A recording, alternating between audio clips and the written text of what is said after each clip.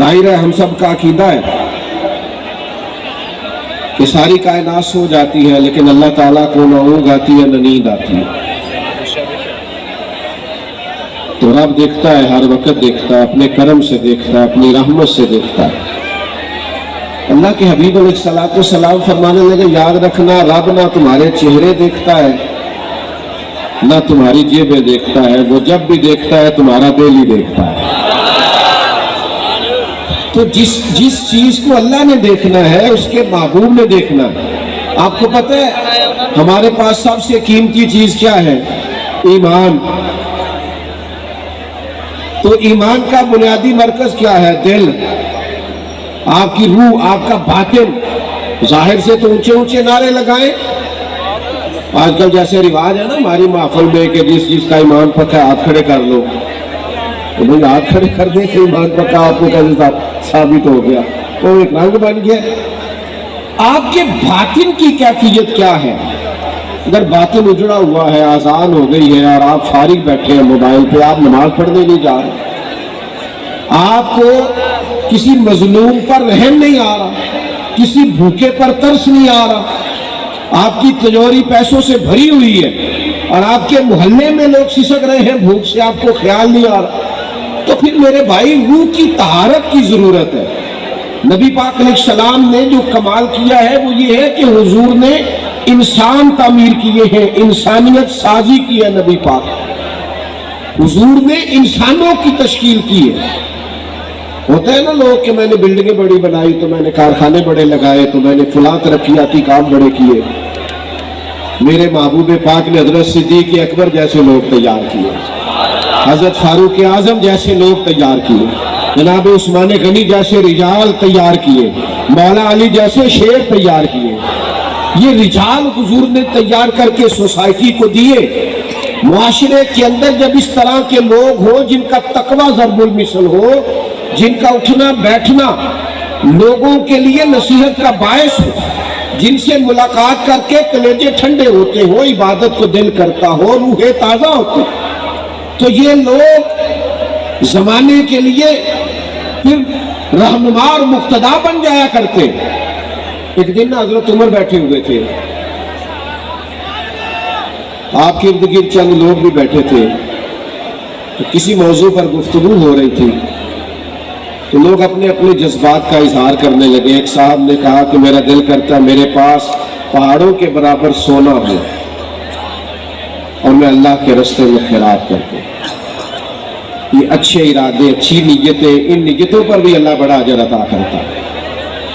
تو ایک شخص نے عرض کیا کہ میرا دل کرتا ہے کہ میرے پاس بے پناہ دولت آئے اور میں شام ہونے سے قبل اللہ کے بندوں میں بانٹ دوں. لوگ اپنی اپنی رائے دے رہے تھے کہ مجھے اللہ اس طرح دے تو میں، اور آج بھی اس طرح کے اچھے جذبات والے لوگ معاشرے میں پائے جاتے ہیں. اللہ تعالیٰ اگر انہیں نوازتا ہے تو وہ اللہ کے بندوں پر خرچ کرتے ہیں. اب سب نے اپنی اپنی رائے دی تو حضرت عمر کی طرف لوگ دیکھ رہے تھے کہ جب اس موضوع پر بات ہو رہی ہے کہ مجھے اللہ یہ دے تو میں اللہ کے راستے میں خیرات کروں گا، اللہ مجھے یہ دے تو میں اس کے راستے میں خیرات کروں گا، تو جناب عمر بھی کچھ بیان کرے. تو حضرت عمر فرمانے لگے میرا دل کرتا ہے اللہ مجھے حضرت معاذ ابن جبل جیسے اور بندے عطا کرے، اللہ مجھے حضرت ابو عبیدہ بن جراح جیسے اور لوگ عطا کرے.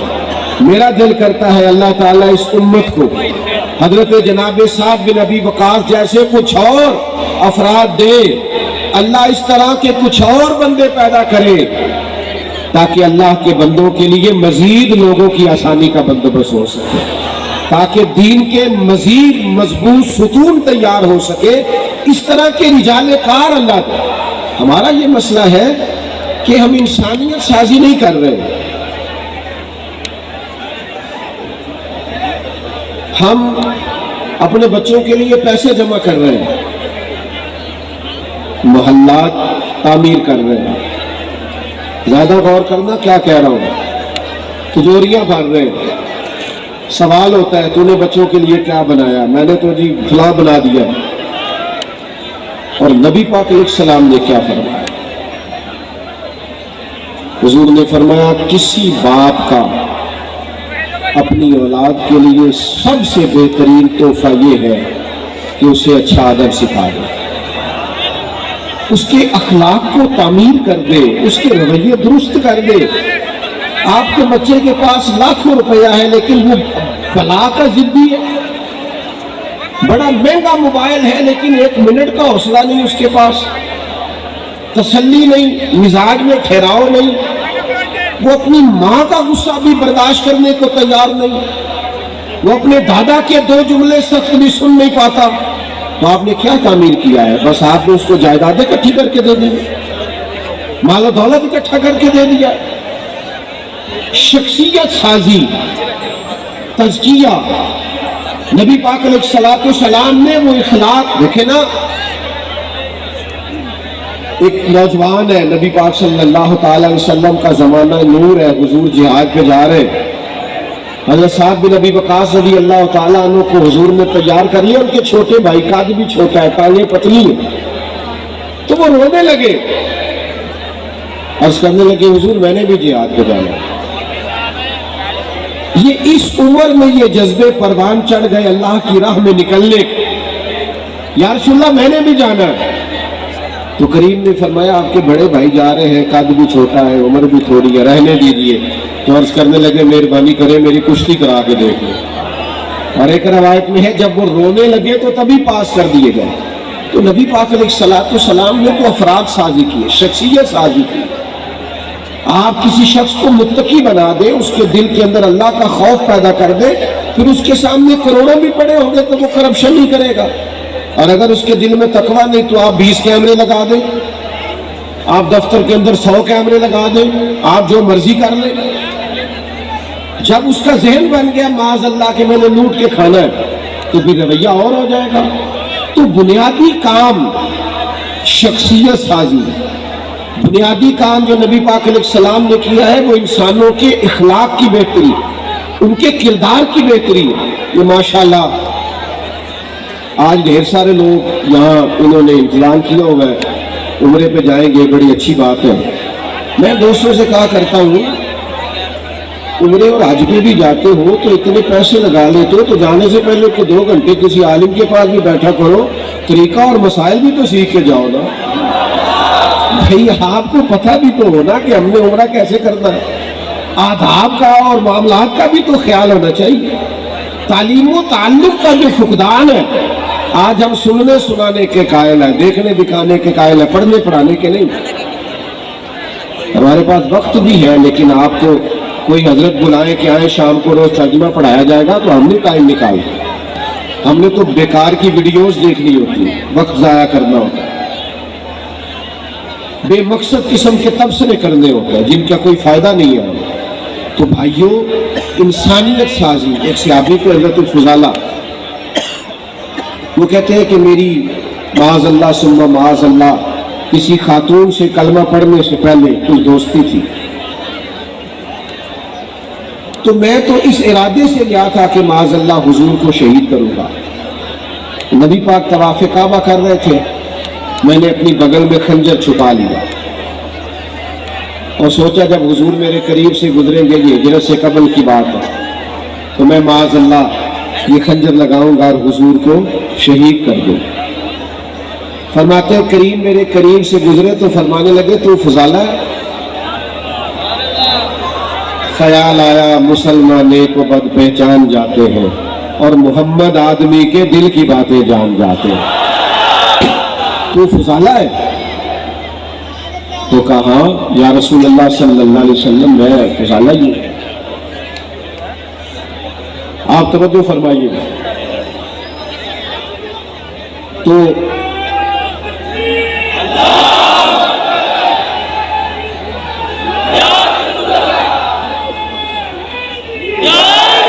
آپ تشریف رکھیں گی، کچھ نہیں ہوا، اطمینان سے بیٹھے، اللہ جزائے، بیٹھ جاؤ بیٹا۔ او کیا ہے بیٹا؟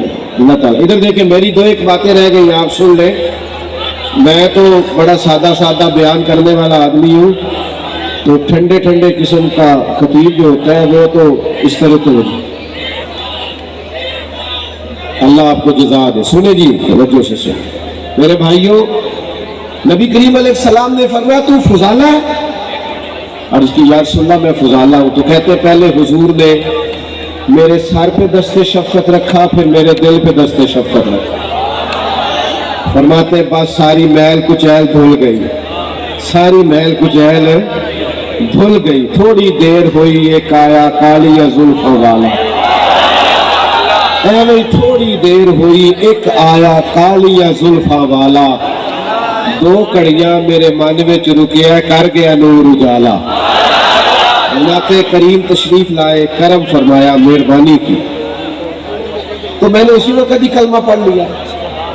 اب یہ کیا کرتا ہے نبی پاک کا فیضان تزکیہ کہ باطن کو دھو ڈالتا ہے، وہ سارے اندر سے میل کچیل نکل جاتے ہیں، کیفیات بدل جاتی ہیں، رنگ تبدیل ہو جاتا ہے. حضرت فضالہ واپس نکلے تو وہ خاتون وہاں کھڑی تھی جن سے کلمہ پڑھنے سے قبل شناسائی تھی. اس نے بڑی آوازیں دی، آپ قریب سے گزر گئے. اور دیکھو دوستو، یہ مزہ نہیں ہے عاشق رسول بھی کہلاتے رہنا اور معاذ اللہ نظر کو پاک بھی نہ کرنا، حضور کا غلام بھی کہلانا، رزق کو پاک بھی نہ کرنا، نبی پاک کا غلام بھی کہلانا اور اپنی زبان کو پاک نہ کرنا، سوچ کو پاک نہ کرنا. نبی پاک کے غلام تو نکھرے ہوتے ہیں، اجلے ہوتے ہیں، ان کے تو عادات و اطوار بتاتے ہیں، بڑے پاکیزہ لوگ ہوتے ہیں، ان کے لب و لہجے سے حسن اور پاکیزگی چھلکتی ہے. حضرت فضالہ اس خاتون کے پاس سے گزر گئی تو آگے بڑھ کے کہنے لگی مجھے پہچانا نہیں؟ آج یہ رنگ تھا کہ آپ نے پلٹ کے اس کی طرف دیکھا نہیں. تو کہنے لگی تو وہی فضالہ ہے. تو آپ زبان حال سے کہنے لگے میں وہ فضالہ نہیں ہوں، اب میں محمد عربی کا غلام بن گیا. اب میرا انداز بدل گیا ہے، اب مجھے تزکیہ نصیب ہو گیا ہے، اب شخصیت میں کسی نے رنگ بھر دیے. اب میں تیری بات نہیں سن سکتا اس لیے کہ وہ کچا رنگ للاری والا جیڑا چڑھ دا تے لیندا رہندا ہے، اے عشق تیرے دا رنگ محمد چڑھ جائے پھر بھی لیندا. اب رنگ بدل گیا ہے، انداز بدل گئے ہیں، طور طریقے بدل گئے ہیں، اب کیفیات اور ہو گئی. اب یہ والا انداز نہیں ہوگا. لوگ مکمل بدل جاتے تھے دین میں آنے کے بعد. مجھ سے ناراض نہ ہونا، مجھے معاف کرنا، اللہ کرے میرا تجزیہ درست نہ ہو. آج بھی لوگ دین میں آتے ہیں، لیکن میری طرح کے ڈھیر سارے ایسے ہیں جو لباس کو بدلتے ہیں، کپڑے تو دین کے پہنتے ہیں لیکن اپنا باطن نہیں بدلتے، اپنے اندر کا انسان تبدیل نہیں کرتے. او میرے بھائیوں، یاد رکھو جب تک من ہی نہ بدلے. مجھے زندگی میں ایسے مجبور لوگ بھی ملے ہیں جو کہتے ہیں پیر صاحب کوئی دعا کر دو، سارا کچھ ہے، میرا نماز پڑھنے کو دل نہیں کرتا. آپ یقین کرو ترس آتا ہے. اس کو یہ بھی ایک سزا ہے کہ رب سب کچھ دے اور سجدے کی توفیق نہ دے. یہ معمولی سزا ہے. سب کچھ لے لے جو تجھے دیا اور میرے گھر نہ آنا. اللہ کے بندو، اپنے تزکیہ پر توجہ دے، اپنی شخصیت کے نکھار پر. اگر اخلاق میں، کردار میں، لب و لہجے میں، اٹھنے بیٹھنے میں کوئی تبدیلی نہیں آئی تو رنگ برنگی ٹوپیاں پہننا، رنگ برنگے کمکمے لگا لینا، رنگ برنگی ادائیں اپنا لینا اور خو بخو محفلیں اور جلسے کر لینا، اس سے انداز نہیں بدلیں گے جب تک ہم وہ انداز اور اطوار تبدیل نہیں کرتے. حضرت باعزید بستامی رحمۃ اللہ علیہ سے کسی نے کہا آپ تقریریں کیوں نہیں کرتے؟ آپ فرمانے لگے جس نے ہماری خاموشی سے کچھ نہیں سیکھا اس نے ہماری تقریر سے کیا سیکھنا. مجھے میرے بھائی کہہ رہے تھے آج لمبی تقریر کرنا، تو میری زندگی میں عادت ہی نہیں ہے بہت لمبا جانے کی. امام جعفر صادق رضی اللہ تعالیٰ عنہ سے کسی نے کہا تھا حضور میں دین کی تبلیغ کرنا چاہتا ہوں، کوئی طریقہ بتائیے. تو امام جعفر صادق فرمانے لگے دین پہ عمل کرنا شروع کر دے، دین کی تبلیغ ہونے لگ جائے گی. آپ بچوں کو سچ کا لیکچر نہ دیں کہ بیٹا سچ بولا کرو، لیکچر نہ دیں، آپ گھر میں سچ بولا کریں. بچوں کی اماں ان کے سامنے کہہ رہی ہوتی ہے کہ تو سچ نہیں بولتا، بتاتا کہیں ہے، جاتا کہیں ہے. تو جب آپ کا سچ آپ کے گھر میں موجود نہیں ہے تو آپ کا بیٹا آپ کے ساتھ سچ کیسے بولے گا؟ آپ بچوں کو نماز کا لیکچر دیتے ہیں، نماز کا لیکچر نہ دیں، گھر میں نماز پڑھا کریں، بچے نماز پڑھیں گے۔ آپ ان کو لیکچر نہ دیں، آپ ان کو بدل کے دکھائیں، انداز بدل دیں، چیزیں ٹھیک ہو جائیں گی، طور طریقے بدل دیں، چیزیں بہتر ہو جائیں گی، رویے ٹھیک ہو جائیں گے۔ لیکن اگر ہم بدلتے ہی نہیں، ہم چاہتے ہیں ہماری خالی تقریروں سے انقلاب آئے، ہمارے نعروں سے لوگ بدل جائیں، تو بھائی ایسا نہیں ہوگا۔ ہمیں کچھ نہ کچھ اپنے کردار میں، اخلاق میں، رویے میں، لین دین میں، معاملات میں تبدیلی کرنا ہوگا، ہمیں اپنے آپ کو بدلنا ہوگا۔ اب تو میری بھی ایک عمر ہو رہی ہے تقریریں کرتے، کبھی کبھی سوچتا ہوں اور گہرائی میں چلا جاتا ہوں کہ یہ کوئی رسم تو نہیں ہے کہ آپ 1.5 گھنٹہ 2 گھنٹہ بیان سنیں، آپ 2 گھنٹہ نعت سنیں، اور یہ کہ وہ ساری بات آپ نے سن لی اور آپ پر اس کا کیف بھی طاری ہوا، لیکن اس کا نتیجہ بھی تو کوئی نکلنا چاہیے۔ یعنی استاد سبق پڑھاتا ہے تو سال کے بعد رزلٹ پوچھتا ہے، نتیجہ مانگتا ہے۔ ہمیں اب کچھ نتائج کی طرف بڑھنا چاہیے، ہمیں اب کچھ آگے کی طرف دیکھنا چاہیے۔ ہم بڑا بانٹتے ہیں، بڑی خیرات کرتے ہیں، حضرت عمر بن عبدالعزیز کے زمانے میں بھی لوگ بانٹتے تھے، پر اتنا بانٹتے تھے کہ لینے والا کوئی نہیں ملتا تھا۔ اب ایسا کیوں نہیں ہے؟ اس لیے کہ ہمارا انداز اس طرح کا ہو گیا ہے اور لینے والوں کی طلب اس طرح کی ہو گئی، وہ قناعت پسند نہیں رہنا چاہتے، ان کے رویوں میں وہ رنگ نہیں آتا۔ اللہ کے محبوب نے لوگوں کو بدل دیا۔ حضرت حکیم بن حزام کہتے ہیں حضور نے میرے ہاتھ پہ ہاتھ رکھ کے، اور کچھ اور صحابہ بھی تھے، وعدہ لیا تھا ہم سے کہ کسی دنیا دار کے آگے ہاتھ نہیں پھیلانا، عمر بھر نہیں پھیلایا، اور بدل گئے۔ یہاں کتنے لوگ ہیں انہوں نے یہ رویہ اپنا لیا، اس سے قرضہ لیا تو استعمال کر لیا، جب اس نے مانگا تو اس سے لے کے اس کو دے دیا، اور پھر جب وہ تنگ کرنے لگا تو اس سے لے کے اس کو دے دیا۔ خدا کے بندو، یہ تو رویہ درستی نہیں ہے، آپ کا وقار ختم ہو جائے گا، آپ کی شخصیت میں وہ رنگ نہیں رہے۔ حضرت حکیم بن حزام کہتے ہیں نبی پاک نے وعدہ لیا کسی کے آگے ہاتھ نہیں پھیلانا۔ گھوڑے پہ بیٹھے تھے، اونٹ پہ بیٹھے تھے، درہ ہاتھ سے گر گیا، قریب غلام کھڑا تھا، اس سے نہیں کہا مجھے پکڑا دے، خود نیچے اترے تو خادم نے کہا مجھ سے کہہ دیتے۔ فرمایا کیسے کہتا، حضور سے وعدہ کیا کہ تجھے سوال نہیں کرنا، کیسے کہے؟ حضرت ابوبکر صدیق نے بلا کے کہا کچھ حصہ لے لیجئے۔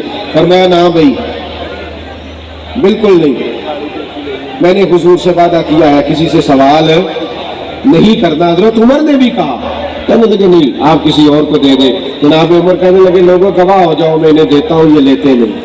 اور ہمارے ہاں کیا حال ہے، اسٹیج پہ نعت ہو رہی ہوتی ہے، صدف دنیا چھڑنی پئی تے چھڑ دیا گا، دامن حضور دا چھڑنا نہیں۔